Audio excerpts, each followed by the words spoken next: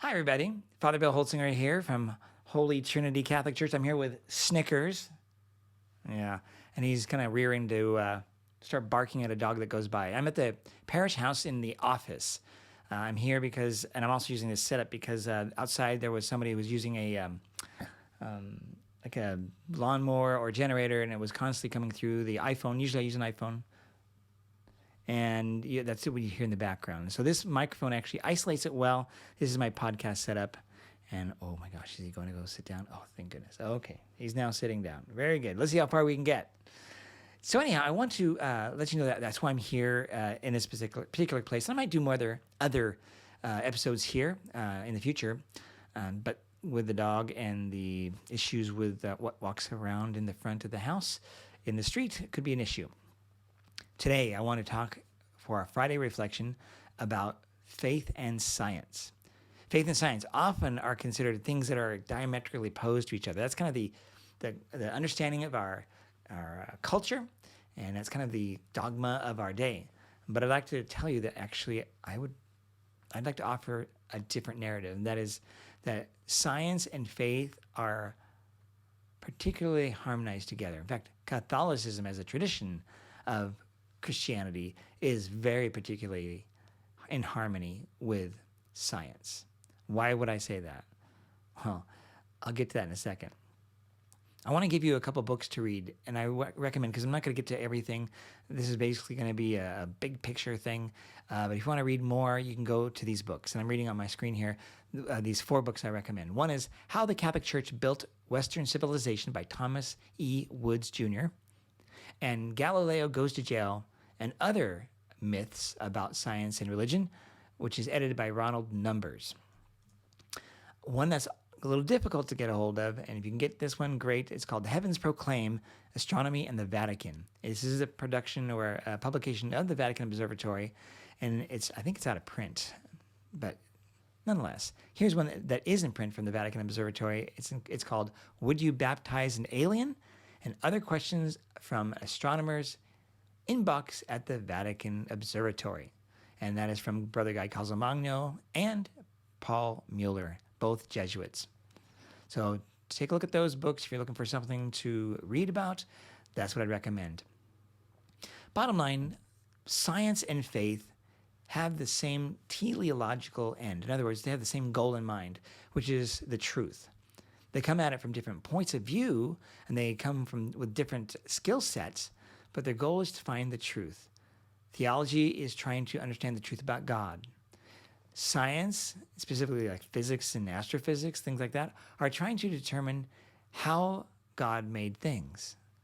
So one is who made it, right? And the other one is what is it he made? But this conflict of science, or proposed conflict between science and faith, really came to the fore in the 1800s and the 1900s. And I want to point you in the direction of 2 people in specific, Andrew Dixon White and John William Draper. And again, you can read about these guys in the book, the Galileo Goes to Jail book. But basically, they're making the argument that the church has attacked science. That church is actually anti-science. That's kind of what we hear today, right? Well, I'd encourage you to, if you want to, take a look at this text. You can even read their own books, and they get a lot of history wrong is the problem, and there's quite a bias there. Now, interesting about Andrew Dixon White, there was the president of Cornell University, and he desired that he would create he calls it an asylum for science, where there's no bias by religion, right? Because again, there's a negative sense about religion. And they've gone on talks, both of these gentlemen have gone on talks and made these arguments. But it's strange because as you'll hear in part 2 of this podcast, or my Friday reflection, I should say, there's always been a dance, right? There's always been a dialogue between faith and science. But if you go back in the church, back in the history, science actually is a new term. We'd probably call it, let's say, just go 200 years or more, something more akin of what we call natural philosophy. So if I use the words natural philosophy, or you read about it by individuals like Augustine or Aquinas, you'll find that that's what they're talking about. So anyhow, Again, please read about those gentlemen.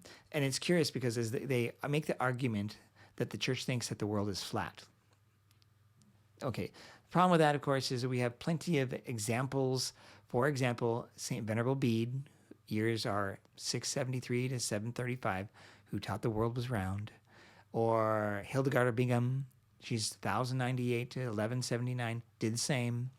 Thomas Aquinas did the same. And even there was a book called The Sphere. The Sphere was a title of the most popular medieval book on astronomy, written in English and from a Catholic scholastic. Basically, it informed us that not only the Earth, but all heavenly bodies are spherical. So this idea is kind of bogus. Okay, so I want to draw you to one of the most powerful fathers of the church that both Catholics and Protestants always lean on, and that is St. Augustine, St. Augustine of Hippo. He, of course, is the father of the church. He's a bishop. He's a theologian. But he said this. He said that the Bible and natural philosophy, remember I talked about that, right? Natural philosophy or science, do not contradict each other. He wrote this in his document or his text, the Literary Commentary of Genesis. Because think about it, Genesis, this is where we always go to when we want to say, look at that. The church believes in a 6-day creation, and yet we can see in astronomy that it is billions of years old. How can this be? And it takes so much time to actually create the world that we see as we know it. Well, just remember that the Genesis accounts, there's 2 of them, and they're different. And actually, that's a whole genre of really poetry, not intended to be a scientific endeavor. So that's the first thing. And so when we read the scriptures, St. Augustine tells us, if we see a contradiction there, then that means we've got something wrong about one or the other, or maybe both. Not to be outdone, but to be clarified, is St. Thomas Aquinas. St. Thomas Aquinas said something basically like this: they are complementary. Faith and reason are complementary. Or if there's any apparent contradictions in science, remember natural philosophy, or religion, that indicates there's an error in one person's understanding of one or the other, or maybe again both. So they have to help each other. Basically, science helps religion or faith from being superstitious. And faith also is a guard against animism or physicalism or scientism, which is the belief that science is a religion in and of itself. We have also people like Pope Pius XII, who made it clear that science is a good thing to be done in his Humani Generis document he wrote. We have other people like St. John Paul II, who gave messages to the Pontifical Academies on several occasions, who spoke about science to them. Same thing with actually Pope Francis. In fact, I want to quote Pope Francis, if you don't mind. He said this in his address to the Pontifical Academy of Sciences.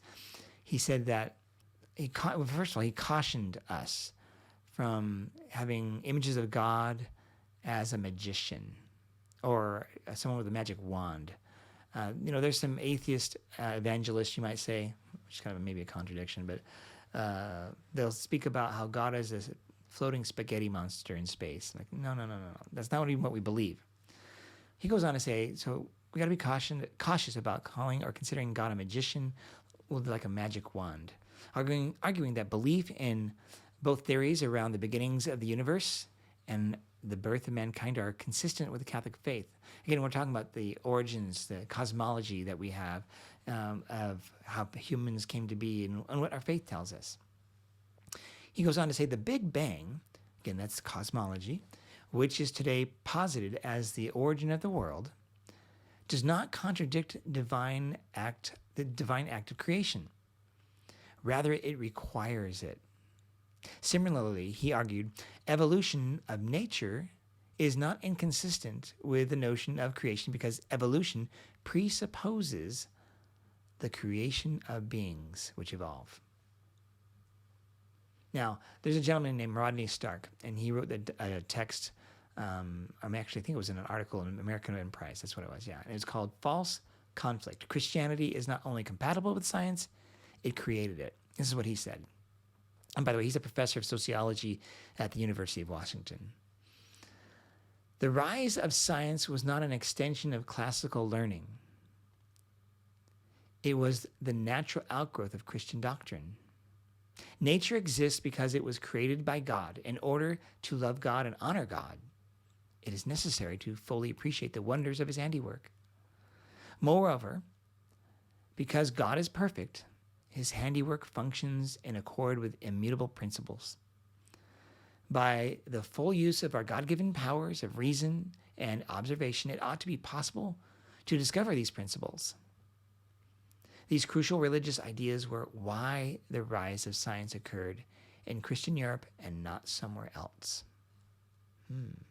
That's a 2003 article he wrote. See, the problem is a lot of people in history believe in animism. Things like rocks had a tendency to fall. That's what they do. It's not because of any science. They would give like an anthropological or anthropomorphism to them, that rocks want to fall. Greeks did this. Greeks assigned conscious purposes to material actors in the cosmos all the time. Father Stanley Yaki, a Benedictine, he's God rest his soul, he wrote a book called The Origin of Science and the Science of Origins in 1970. He also stated something similar. He said, only Christians believe that, quote, the universe was the rational product of the Creator, and that as Christians they had to become masters and possessors of nature. That the world could then be comprehended by the mind is a religious statement. Really, it didn't have to be, right? It's a miracle that it is comprehensible. But we believe, as has been revealed to us, that God has created all things and has numbered them and ordered them so that we could comprehend them and they would make sense. And in fact, we hear like in things like Psalm 19:2, the heavens proclaim the glory of God, right? And that means that God is the creator of all things, and all of creation is subject to his power. In Wisdom 11:20, we read this, but you have disposed all things by measure and number and weight. So what is modern science, right? So modern science is using what's called the scientific method, right? So that method is something like this, right? Observation, analysis, hypothesis building, testing that hypothesis, and then coming to a theory. Or just observation, experiments, testing of a hypothesis. And this goes over and over. In fact, if anything, science is known for its changes and changes. Like right now we have the Big Bang Theory, right? That's the theory of the origin of the universe. Before that, it was a steady state theory. And who knows what we'll know 100 years from now, what new discoveries will be made. And that means we have to adjust our physics or our astronomy. In fact, the James Webb Space Telescope, not the Hubble telescope, the James Webb Space Telescope has caused all kinds of questions and relooks at things, and a lot of things are going to change because of that, which is great, right? But as I mentioned, it's not the outgrowth of natural thinking. I mean, it's not illogical, but classical thinking, people like that did metaphysics and poetry, like let's say Aristotle, right? And his dates are around 300 BC. He actually taught that, again, kind of animism. There's like rocks they have a rationality. They tend to do these things. This is what they do, as if they are almost thinking. And of course, we also struggled with the idea of where we are in the universe. Like, for example, it seems reasonable, but by only classical thinking, that everything revolves around us, right? Because we're not moving, that we can tell, right? And so they couldn't know science back then in Aristotle's day. So it would look like the sun moved around us and the stars did and all the planets did. But we know because of other observation and science that is not the case, that actually there's something more than just that. That with the advent of telescopes and other technology, we've been able to actually not just know the world is round, but actually be able to measure how big we are, and also those things out in the sky, we've been able to determine how far they are using something called parallax, which is math using geometry and trigonometry. And that means those are not just in the dome of the sky like we might have thought, which was part of natural reasoning, right? They seem to be up there. They don't move except for the planets, which planets means wanderer. And so it's because of our ability to then know that the world is knowable and intelligible, that we can then do our science. Because what happens if it was always changing? The scientific method wouldn't work because it would just work one time, but the next time it wouldn't work. And when we do that now, we'd say, well, that's not then the case. We have to wait till it can be repeated. That not only is it an experiment done, other people have to be able to repeat it for it to be considered a viable theory. And then we move on, and other theories may come and make it better or change it or completely show that there's something even more dramatic. I think Einstein was able to do that in a pretty heavy way. So I'm going to leave you with those thoughts. Next time I get together with you, I want to let you know that I'll be talking about the people that are the scientists or people that were involved in natural philosophy who are Catholic, and how Catholics have been really the forerunners of modern science. There's lots of people at the beginnings of modern science, and even still today, who are people of faith, Christian faith, Muslim faith, Jewish faith, and all these people, we agree it is kind of the language of how we do science. And I'd like to say that we can thank the Catholic Church for that. You can read those books and you'll understand more if you want. In the meantime, I'm going to sign off here and just let you know that this weekend, I look forward to seeing you. I'm not going to talk about science, but we're going to continue with the Gospel of Matthew and Jesus' discussion about what they call the antitheses, where he talks about, you've heard this said, the Mosaic Law, but I tell you this, right?